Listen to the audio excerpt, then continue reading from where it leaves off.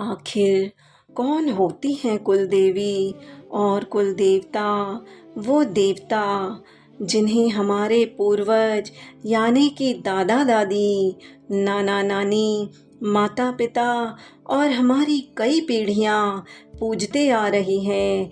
याद रहे, यहाँ इष्ट देव में अंतर होता है, क्योंकि इष्ट देव वह होते हैं जिन्हें हम पूजते हैं और कुल देवी वह होती हैं जिन्हें हमारी कई पीढ़ियाँ पूजते आ रही हैं, हमारे पूर्वज पूजते आ रहे हैं। आजकल लोग गांवों से निकलकर शहरों में आ तो गए हैं और वहाँ पर जॉब व्यापार के कारण अपने आप को ही खो चुके हैं।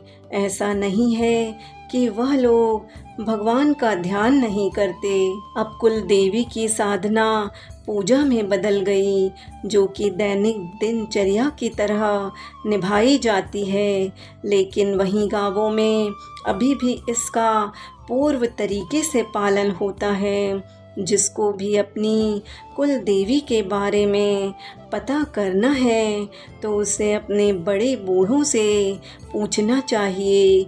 अब ये कुल देवी वो होती हैं जो आपके इष्ट से आपको मिलवाती हैं। अगर ये नाराज हो जाएंगी तो आपकी आवाज़ आपके इष्ट तक कभी नहीं पहुंच पाएंगी और इनके नाराज होने से आपके पितृ भी नाराज हो जाते हैं, क्योंकि ये इन्हें पूजते आ रहे होते हैं। ये एक कड़ी है जो आपके इष्ट से आपको जोड़ती है, इसीलिए इन्हें मनाना बहुत ही अधिक ज़रूरी है और ये आपकी पूजा का ना ही फल लेने देती है, ना ही ईश्वर को आपका भोग ग्रहण करने देती हैं।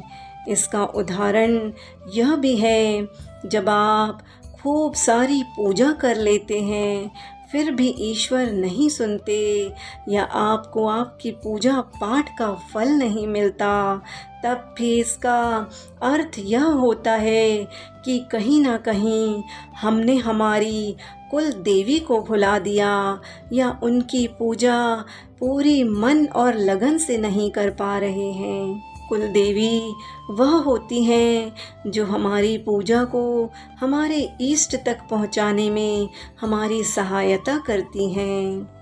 कुल देवी को भूल जाने पर आखिर होता क्या है? सबसे पहले तो घर की सुरक्षा का घेरा टूट जाता है, घर में नकारात्मक शक्तियों का वास होने लगता है, भूत प्रेत बाधाओं का वास होने लगता है। दूसरा, उस घर में पूजा पाठ न होना जिसमें नकारात्मक शक्तियाँ आ गई है, वहाँ पर भी कुल देवी की आराधना न होने से ऐसा होता है।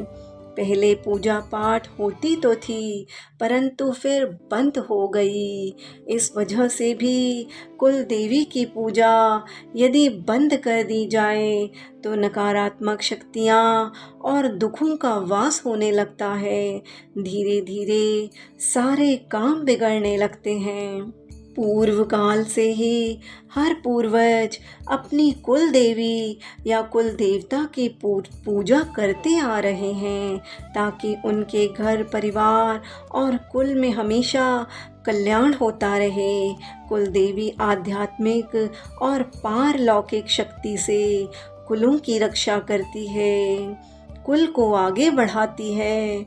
कुल देवी ही वह देवी होती हैं जो अनंत काल तक हमारे कुल की रक्षा करती है, जिनसे नकारात्मक शक्तियाँ और ऊर्जाओं का खात्मा होता है और परिवार में सुख शांति बनी रहती है। निरंतर बाधाएं हमें छोड़कर चली जाती हैं, निरंतर आ रही बाधाएं भी निकल जाती हैं।